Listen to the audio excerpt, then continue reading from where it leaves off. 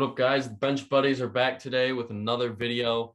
We're going to be doing MLB Power Rankings as of the 21st of September. Lots of interesting things going down with the week and a half left in the season. We're going to be making another one of these videos on Monday before the last week of the season. Get that one out there as our last official Power Rankings of the season. And we're just going to jump right into it here. I'll start it off. We got Arizona falling 1 to last place. Pretty bad team. 103 losses, not great. Just not good. Same with the Orioles, 103 losses. Not much else to say. They're rebuilding, so not good. 28th. This team could be playing spoiler right now. Yep, in the West. In the AL West, that this is a spoiler team, and they got nothing to play for but that, and that's something to look out for too, coming down to the last week here. Next, we got the Pirates, who could also be playing spoiler because there's a lot of teams contending in that division. So not much for their season, but play spoiler and ruin some seasons, and it'll be positive going into next year. This is one of the big things for the Nationals as well. That NL East race, it's kind of started to dim down. The Mets aren't really looking like the Phillies but the Phillies and Braves, I'm not sure if they play them. They do. They do play. They play, I think, either this weekend or the start of next week. So, that's going to be a big series. As the Phillies should at least win 2 out of the 3 or 3 out of the 4. And if they don't, they might look back and be like, we needed to win those. Next, we got the Marlins, who are playing the Nationals right now in a series, and the Nationals have been winning. And also, we got to give credit to Juan Soto, who's the best hitter in baseball. Forgot to mention about him, but he's having a great year. So the Marlins got a lot of starting pitching, a lot of good talent, but they're not doing anything this year. So 24th, you got the Twins. Not really much to be said about them, as they just kind of struggled this year, and kind of a disappointment record wise, if you ask me. And I'll talk about the Cubs too. It's pretty much the same. They're in the same boat here, as they traded away all the big stars, and it's time to rebuild. Next, we got the Royals. They've been winning a lot of games recently, but they're still not contending this year. They got a lot of young prospects, but not contending this year. So maybe going to play spoiler. But Salvador Perez, career year. Yes, career year for shout out. Wow. Hopefully he gets a 50 home runs this year. That'd be pretty cool. And he's already set the record at 46 for most home runs, but a little shout out to him. And 21st, got the Rockies. Their season went wrong when they didn't trade Trevor Story, and just since then, it's kind of been a rocky road for them. Next, we got the Angels, 72 and 79. If they were healthy, they'd have a shot, but in the AL West, they don't have much of a shot. Haven't been playing the best baseball, so they are where they are.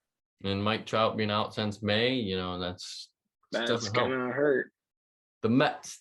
We're talking about the Mets. I can't say anything except this is just sadness. If I was a Mets fan,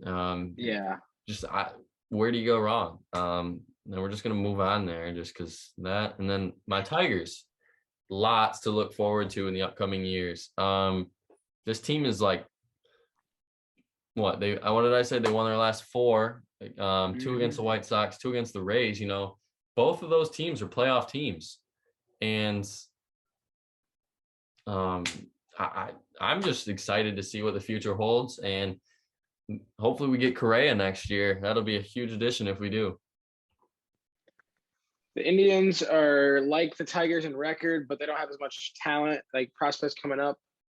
Right now, they're playing good baseball, around 500. Not much to talk about there. They don't have any contention. So Padres, another disappointing season. They still have a chance for the wild card, but not much of a chance though. Every day goes by and that percentage gets lower and lower. And Tatis being out really hurt them, and the rotation being kind of shaky in April and May really hurt them, and it shows right now as they're only 2 games above 500.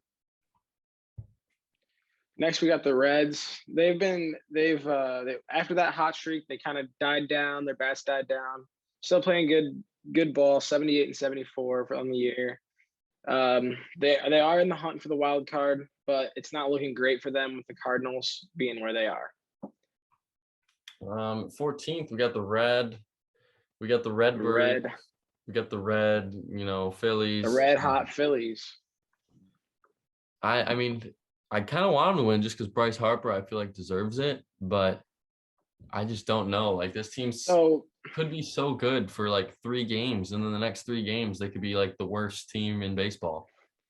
Right. So this MVP conversation now, I'm thinking we're getting to this point where the Phillies, they have a better record than the Padres. So him and the Tatis, I think Harper's got the edge right now. He's having a better year, and also like he's leading the team to the playoffs if they make it. Like, I feel like it's a lock if they make it. At 13th, we got the Oakland A's. Got Marte at the deadline, and then really good for that month in August, and then this month of September has just not treated them well. They've just played average baseball, and in September you need to play above average baseball to make the playoffs if you're looking for it. And being in the AL West is really competitive this year, so this is just one of those teams where unfortunately they're not going to get in. And I'll just say the same about the Mariners too. Pretty much same case. Trading away Kendall Graveman was kind of a shock, just because he's a really good closer this year, and they're in the same situation as the A's, same division, same everything, same record, and unfortunately they're here. Now with the Braves, they are fighting for a spot. That series against the Phillies is going to be huge for them. That's going to be a huge decide who's going to win the division. Neither team are going to have any shot at the wild card, really. So you got to win the division. So it's either the Braves or the Phillies. It's going to be interesting coming down to the last week of baseball. At 10th, we got the Yankees. It's going to be interesting, man, for the AL wild card, that second spot. And it's pretty much it's 2 AL East teams. It's just which 2. And I think personally, as of right now, the Yankees are going to be that team that unfortunately doesn't get in. Just lots of questions around that lineup as who's going to hit good, who's slumping, and unfortunately more of them are slumping right now than have a hot bat. Next, we got the very streaky St. Louis Cardinals, which tonight they just won their 11th straight and are already can take 2 out of 3 against the Brewers this week, which would be huge. 81 and 69. They really came from nowhere. They really did. Now they're a top 10 team in the league and one of the hottest teams going into the playoffs. At 8th, we got your White Sox here. Been pretty average. They're going to win the division. I mean, it's obvious. Yeah, I'm not very. It's kind of worrying. In the playoffs, it's going to be.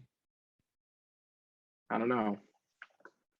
7th, we got the Red Sox, and I've been highly on this team since we made our first video, predicting the playoffs as of whenever, since August, and they're getting hot again. And this is a team to look out for. They were winning big tonight against the Mets last time I saw. So it's 7-1, and we're gonna just jump right in and go to 6th here. The Blue Jays. I mean, the Blue Jays. Wow. I mean, all those bats that they've had all year, and you're adding Lourdes Gurriel, who has had 29 RBIs or something like that this month, which is insane. This lineup's crazy, especially with Springer getting back. I'm sure he's going to hit his stride. He hasn't been hitting good as of lately, but once he does, that's going to be a very dangerous team come October. If they win that game wild card game, they're going to be dangerous to the Rays. At 5th, we got Milwaukee. Pretty easily handily won the NL Central this year. It never really was a race come July. They've been the clear-cut favorite since the beginning of the year. They've proven it. And I think this is just a team that got the lucky deal this year.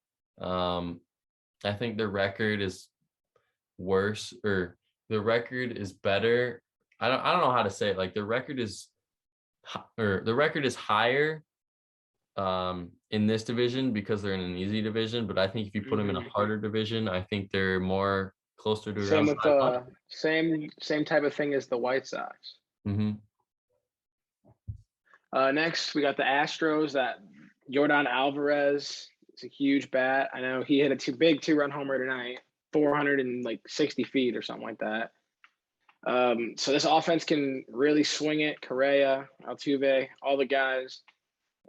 Their pitching staff, they have a really good young pitching rotation, and they're a lock into the playoffs as of now. It's just basically if they can beat the White Sox. They're playing the White Sox, so. Third, we got Tampa Bay. They officially clinched tonight as they won. This team, I think, is the favorite to win the AL. Obviously, they've been the best team in the AL. But come October, it's going to be their rotation. And that's the one scary, I guess, point is the one negative to the Rays is who's going to lead that rotation in the postseason. I mean, obviously, everyone knows their bullpen's good. They can hit the ball. But, if they're down early, they're going to have to play a lot of catch-up baseball to win some games. And it's really going to come down to that because every postseason you need pitching. You can never have too many pitchers. Exactly. And one team that does have starting pitchers is the Los Angeles Dodgers. They could one of the Cy Young favorites in Walker Buehler. They got Clayton Kershaw's coming back. So Max Scherzer, obviously. And then that lineup, everyone knows about the Dodgers. They're basically just playing out the season, trying to get 106 wins or something crazy. But, and I mean, the Dodgers, they're fighting for this.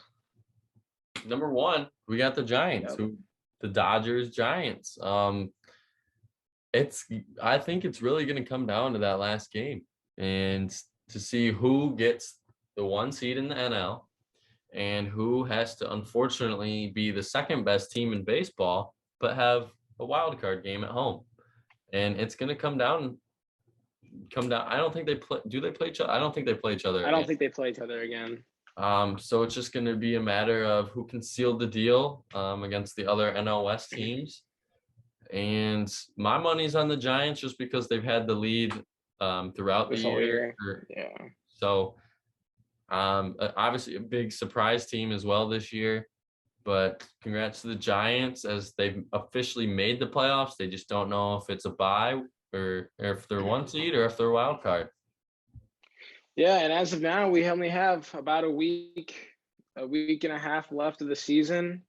So you guys are going to want to stay tuned for our next power ranking video, which will be our last of the season going into the playoffs. Regular season, though. But regular season, yes. We're going to be doing playoffs. We will be ranking before the playoffs start all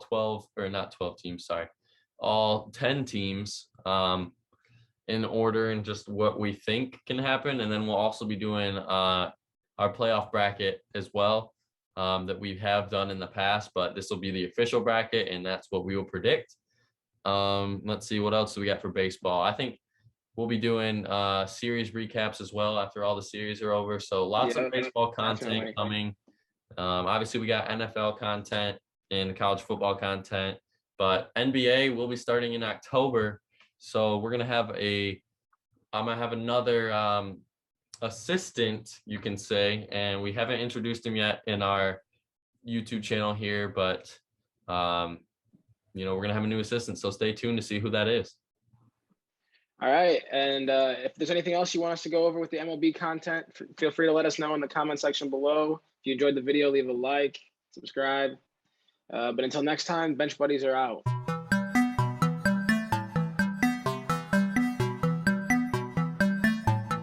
She never called back.